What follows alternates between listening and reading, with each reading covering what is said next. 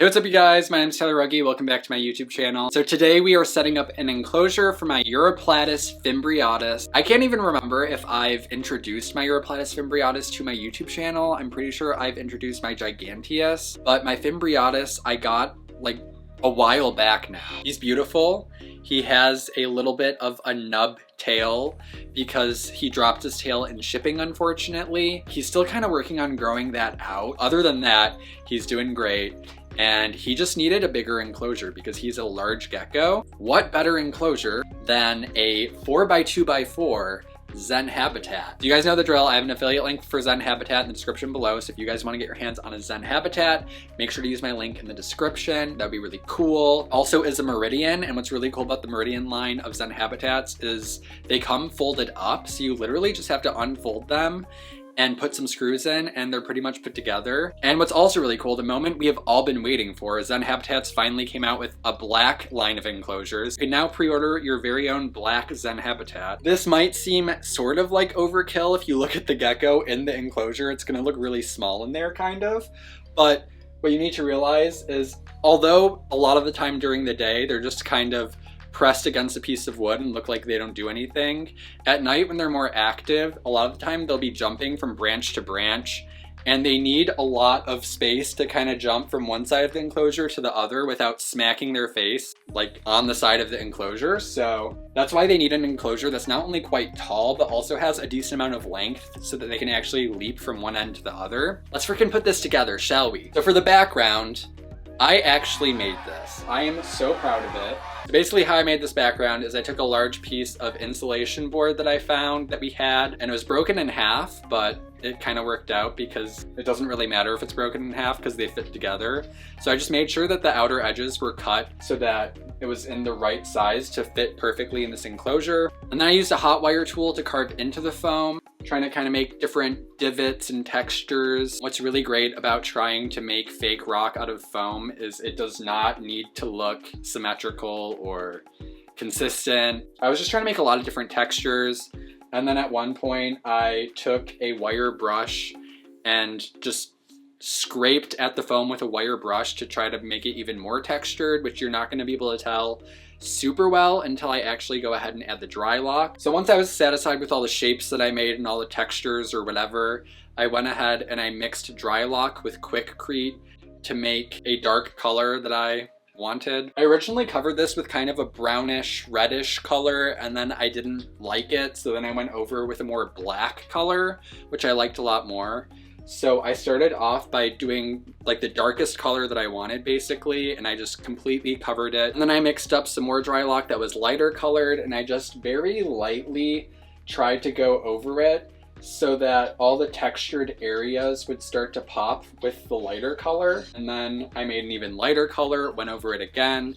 And when you go over it with a lighter color, all of the textures that you made really start to pop out, and it just starts to make it look more realistic. And if you want to go really crazy, you can also cut out foam pieces for the sides of the enclosure and just have the entire thing be like stone looking, but I just did not feel like it because I am lazy. And I guess I could do that like later on if I wanted to. So that brings us to here. In the bottom, I put this bio basin that Zen Habitat sells. It's cut to fit into the bottom of their enclosure already, which is nice, but it's basically just a plastic sheet that goes down and makes it so you can make a bioactive enclosure. Because the Zen Habitats are not watertight, so you need to seal all the gaps, or you need to put some kind of plastic down so that any water that goes down can be caught. Now that we have all that out of the way, the very first thing that I need to do is add a drainage layer.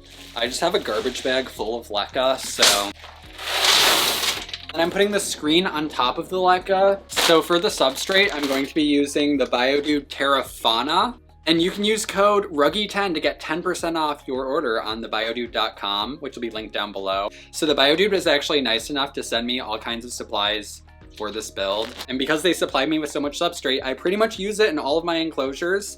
There's different blends for different species. Obviously the Terrafauna, there's an arid one. There's one for like amphibians that need even higher humidity. There's one for terrestrial species that like to burrow, so it holds burrows really well. They have all kinds of different substrates. They have bioactive kits. You can get the leca on his website, live plants.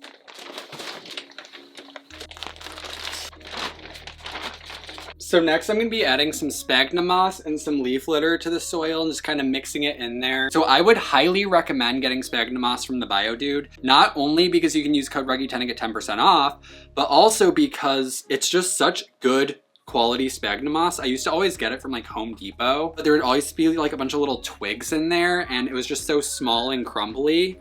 And this is like such long fiber, just good sphagnum moss. This is some good moss. Not only that, but it comes like this little brick, and you just rehydrate it. This legitimately turned into this. Like, are you serious? Highly recommend. So yeah, I'm just gonna go in and add a bunch.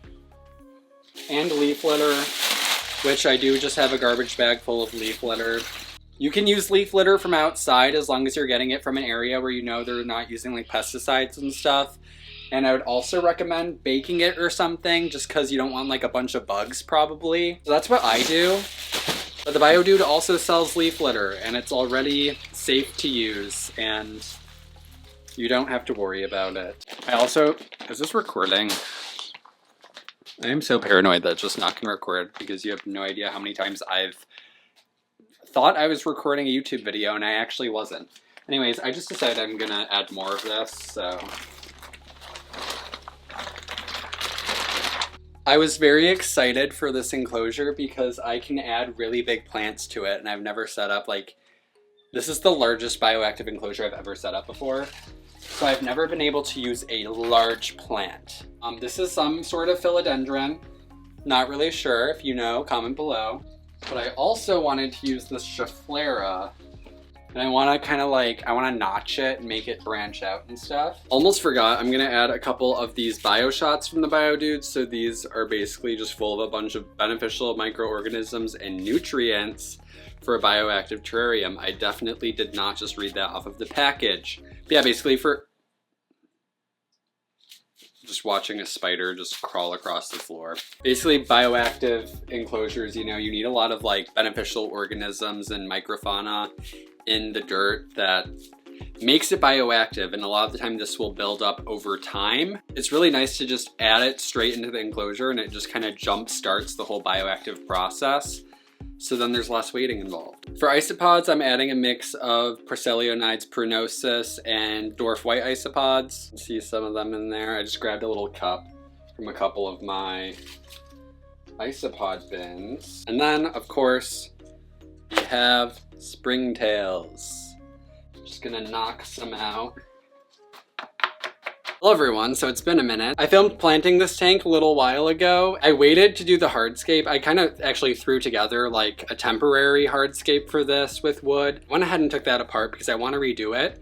I wanted to go out and find pieces of wood for this enclosure specifically. And that's what I did. So now I'm back and I'm ready to finish this finally. For wood, you can obviously go outside and find wood.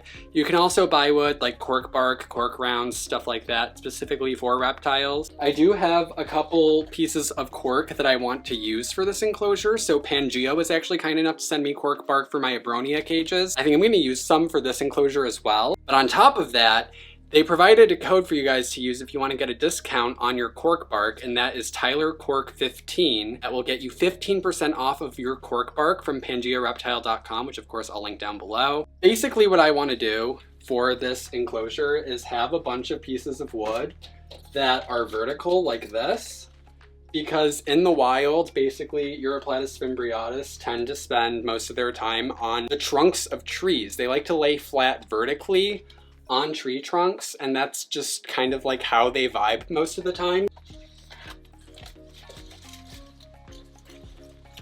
I think I want that cork to be kind of placed there.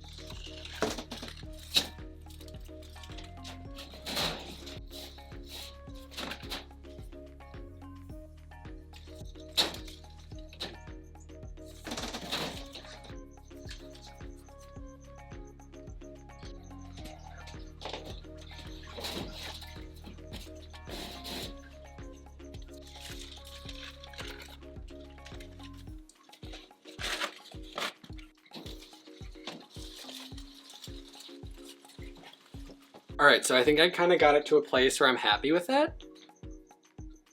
It'll obviously look so much better once the plants grow in and it'll fill up some of this empty space, but until then, it looks kind of bare. I have a couple pieces of pothos that I'm gonna try to train up some of these branches, so once everything grows and fills in, it's gonna look so cool. So now all we have left to do is actually introduce my fimbriatus to his new enclosure.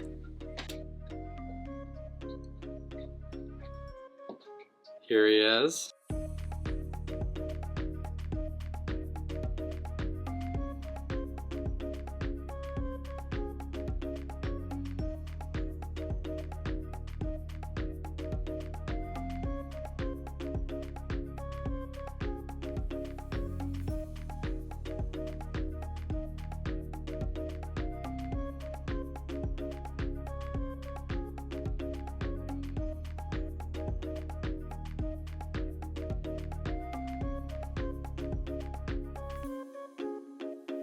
That's it for today's video. Thank you guys so much for watching. If you guys liked it, make sure to give it a thumbs up. And also don't forget to take advantage of my discount codes, Rugge10 for 10% off the BioDude's entire website, and TylerCork15 for 15% off your cork bark at PangeaReptile.com. Again, all that info will be in the description below, along with all my other discount codes. Thank you guys so much for watching, and I will see you guys in my next video.